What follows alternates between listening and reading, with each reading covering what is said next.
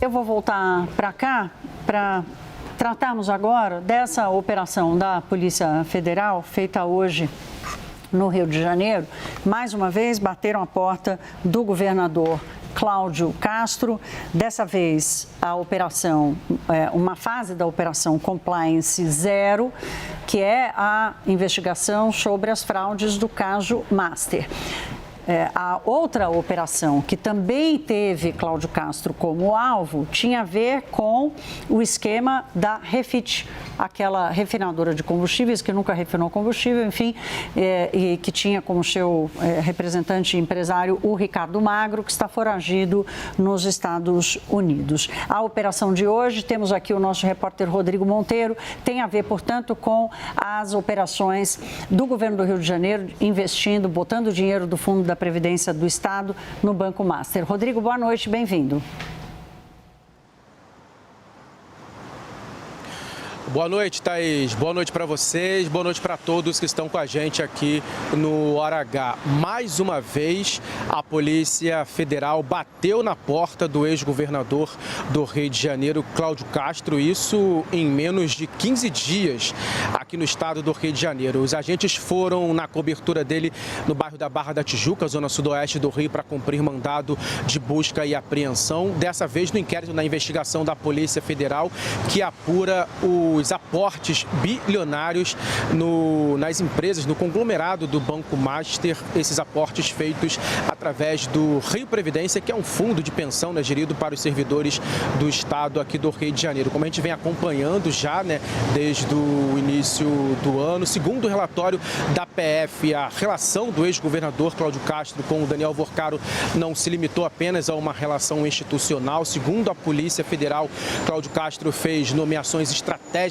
alinhadas, né, a esses investimentos fora de controle, digamos assim, sem obedecer principalmente também os critérios técnicos e também as orientações do Tribunal de Contas do Estado. A gente, né, lembra que um dos dirigentes do Rio Previdência chegou até a alertar ali, né, sobre essas operações, e aí depois ele foi exonerado. Cláudio Castro nomeou os diretores de investimentos, os dirigentes, que inclusive foram alvos hoje também de busca e apreensão de um dos 10 mandados que foram expedidos para a Polícia Federal cumprir durante a operação desta terça-feira. Na casa do ex-governador do Rio, Cláudio Castro, ele acompanhou essas buscas, acompanhou os agentes da Polícia Federal. Quem estava junto com ele era a esposa e a sogra dele. 2 aparelhos telefônicos foram apreendidos. A polícia também cumpriu esses mandados de busca e apreensão no Distrito Federal. Como você disse, essa foi a segunda vez, né, a primeira envolvendo o Cláudio Castro nesse lapso curto de tempo foi no dia 15, quando a Polícia Federal foi na casa dele para cumprir mandados de busca e apreensão na apuração que investiga as fraudes bilionárias envolvendo a Refit, a antiga refinaria de Manguins, que fica na zona norte aqui do Rio de Janeiro. A polícia continua com essas investigações. Como eu disse, a suspeita, né, que foi apontada inclusive nesse relatório foi que o ex-governador do Rio, Cláudio Castro, teve até passagens, teve encontros que foram pagos pelo Daniel Worcaro. Então, tudo isso de forma estrategicamente calculada e favorecendo, né, esses aportes bilionários com o dinheiro dos servidores do Estado aqui do Rio de Janeiro. A gente segue por aqui acompanhando, eu volto com você. Obrigada, Rodrigo. Boa noite para você. Olha, o ex-governador Cláudio Castro, ele está enfrentando nos primeiros meses deste ano uma série de derrotas em diferentes instâncias da justiça. Só nos últimos 15 dias, como eu disse há pouco, ele foi alvo de 2 operações da Polícia Federal. A gente preparou uma tela aqui para explicar melhor que derrotas são essas, né? E como é que ele vem perdendo politicamente. Em abril, o Cláudio Castro foi condenado à inelegibilidade pelo Tribunal Superior Eleitoral por abuso de poder político e econômico, além de condutas vedadas e captação ilícita de recursos nas eleições de 2022. No dia 15 de maio, ele foi alvo da última operação da Polícia Federal por suspeita dele ter atuado a favor da Refit Suite, né, esse conglomerado do Ricardo Magro, dono da empresa, que é o maior sonegador do país. Isso tudo enquanto o Cláudio Castro estava à frente do governo, ele criou esse grande esquema para facilitar a vida do Ricardo Magro.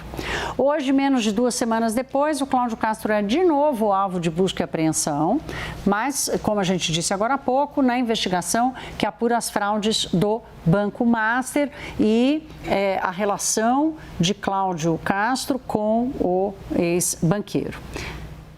Castro também vive um baque político depois que o STF suspendeu o julgamento que definiria o formato da eleição para o governo tampão do Rio de Janeiro. A sucessão travada impacta diretamente os planos do grupo do ex-governador de emplacar Douglas Ruas no posto, e o Cláudio Castro ainda, sei lá, eu nem como, continuo imaginando que vai ser senador da República. Juliana Lopes, está mantido esse plano dele de tentar se candidatar mesmo depois de tudo isso? Thaís, dele sim, mas do PL isso está cada vez mais remoto. Conversei hoje com os integrantes do PL do Rio de Janeiro, o que eles me disseram? Uma frase, inclusive, que me chamou muita atenção, de que era a candidatura de Cláudio Castro antes dessa operação e de todas as outras, ou depois que elas ocorreram, na verdade, era uma candidatura morta-viva, porque tem uma insistência de Cláudio Castro a se manter nessa vaga para uma cadeira no Senado Federal, mas tem um PL entendendo que caso Master acaba fragilizando de uma forma muito contundente essa candidatura. O que eles me disseram? Que até aqui a conversa de Cláudio Castro era para que essa candidatura fosse mantida por uma questão de honra até, ainda que várias operações e investigações estejam sendo feitas contra o ex-governador do Rio de Janeiro. Mas no PL há um entendimento de que é uma candidatura que não só se fragiliza por conta dessas operações, mas que a situação de Cláudio Castro também acaba enfraquecendo um palanque que é importantíssimo para o PL no Rio de Janeiro. A gente está falando do palanque do próprio Flávio Bolsonaro ou do candidato do PL, Douglas Ruas, para ocupar essa cadeira no governo. Então, a figura de Cláudio Castro, de acordo com esses próprios integrantes do PL do Rio de Janeiro, acaba contaminando esse palanque. Há um entendimento que com essa operação de hoje isso está muito claro. A ideia do PL é fazer uma reunião nos próximos dias para entender exatamente quando vai ser batido esse martelo de que essa candidatura ela não vai para frente, ela não tem como se sustentar. Mas, claro, há uma tentativa de encontrar ali dentro do partido uma saída de honra para Cláudio Castro, que já foi governador do Rio de Janeiro, uma figura importante, desde o Wilson Witzel, que tem ali, ou fez ali uma sinalização importante para o partido, para Jair Bolsonaro, para os bolsonaristas. Então, há essa tentativa, ou pelo menos conversas, para que uma saída de honra seja encontrada para Cláudio Castro, mas tudo indica que é uma candidatura que não se sustenta nos próximos dias por conta dessa operação. Aí aparecem, claro, os novos candidatos, os nomes possíveis para essa vaga no Senado Federal. Um deles, vou contar aqui, Carlos Jordi, que hoje é deputado ali na Câmara dos Deputados e que é o autor daqueles pedidos de CPI do Banco Master. Então, a ideia do PL é afastar essa ideia de que eles estão envolvidos com o caso Master, mas na verdade, e aproximar essa ideia de que eles, na verdade, querem a investigação desse caso numa comissão parlamentar de inquérito dentro do Congresso Nacional. O PL vai ter que escolher quem ele vai salvar, né, Juliana? Exatamente. Vamos combinar, né? Eu acho que a escolha no final vai ser do partido. Olha, a operação de hoje da Polícia Federal foi a 8ª fase da Compliance Zero, essa que está especificamente voltada para a apuração das fraudes do Banco Master. A gente separou aqui para vocês uma linha do tempo dessas 8 operações. Então, a primeira fase foi em novembro do ano passado, com a prisão do Daniel Vorcaro. Naquela cena já ficou histórica no Brasil, né, dele tentando embarcar para o Oriente Médio, para Dubai, e ele é preso naquele momento. No dia seguinte, o Banco Central apresenta a liquidação do Banco Master. Nesse dia também tem o afastamento da cúpula do Banco de Brasília.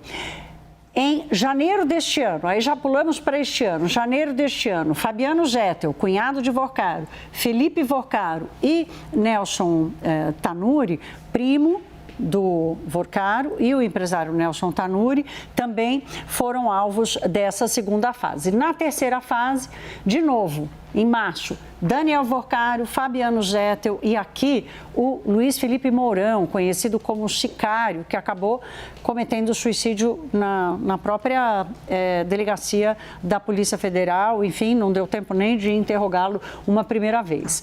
Quarta fase, abril deste ano, avança sobre Paulo Henrique Costa, que foi presidente do BRB. Ele, agora, nós já vimos um monte de provas, né? Ele já afastado da instituição, como é que foi a relação dele com o Vorcaro na tentativa de montar a venda do Master para o BRB.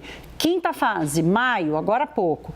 Primo do Vorcaro preso e a busca a Ciro Nogueira, senador Ciro Nogueira, presidente do PP, também ali com várias provas apresentadas pela Polícia Federal de uma relação de Vorcaro com Ciro Nogueira, que teria pago até mesada ao senador, além de ter feito ali a minuta do que seria uma nova regra para o funcionamento do FGC que salvaria o Banco Master, coisa que o senador nega. Sexta fase, 14 de maio, aqui pega o pai de Daniel Vorcaro e quando a chamada turma, a turma, foi revelada pela Polícia Federal. Essa turma constava gente ali que atuava para fazer intimidação, para fazer ameaça, para atacar a reputação das pessoas nas redes sociais. E aqui também é preso Henrique Vorcaro, pai de Daniel Vorcaro. Sétima fase, 19 de maio, um perito é afastado por vazamentos de contratos contra a esposa, de contratos com a Viviane Barsi. Vamos lembrar aqui que tem um contrato de 129 milhões de reais feitos entre o Banco Master e o escritório de advocacia da esposa de Alexandre de Moraes. E aqui uma operação da polícia para prender o perito que teria vazado as informações sobre esse contrato da Viviane Barsi. E a oitava fase hoje, a busca novamente